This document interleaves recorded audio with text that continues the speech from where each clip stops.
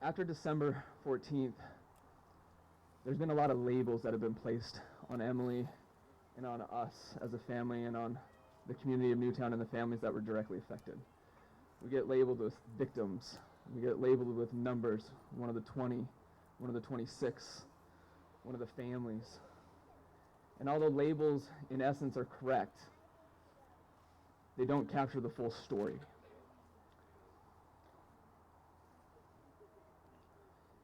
They're adjectives, one-word adjectives that try and help you understand the significance of something, but labels do a very poor job of doing that.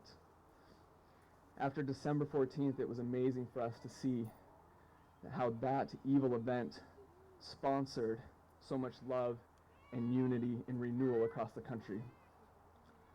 And there were so many people that felt that, and it's a project like this that are the goings on of that sponsorship of the love and unity that came out of that tragedy.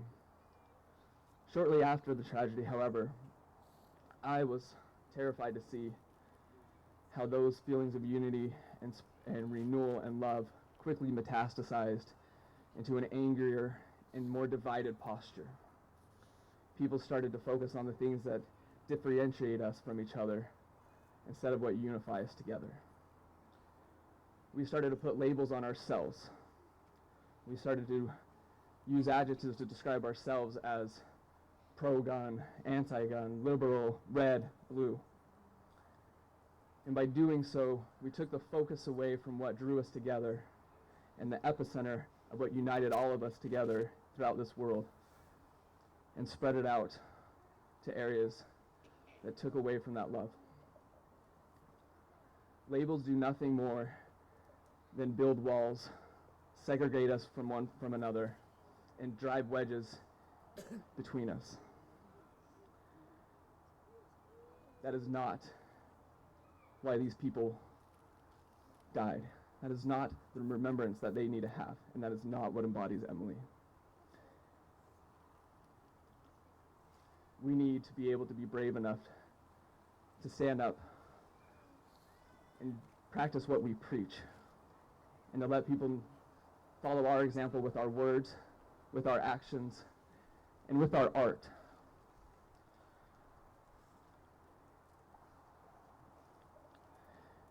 To stand up and show people who we really are, what we really stand for, and focus on the commonalities that we all have with each other. My hope is that we'll stop looking at each other and realizing the differences that we have, that we can look at each other and just realize that we're all people, and that we can all look at each other as citizens of New London, or citizens of Connecticut, or Americans. We're just people, all here together, sharing our experiences, so why not lift each other up? This project does that in the purest form, and that is what happened when I came here on Thursday morning. There were people here from all different economic statuses, representing different nationalities and every color, and different ages. They're all here with one mind, one heart, and one purpose. I challenge all of us when we leave here today to go home and break your mirrors. Stop focusing on yourself and start looking towards other people. It's charity which binds us together. This effort from so many people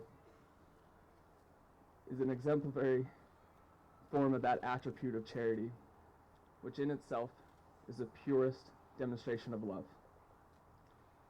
I want all of us to insist on heroes and then become one. Thank you for being here. God bless.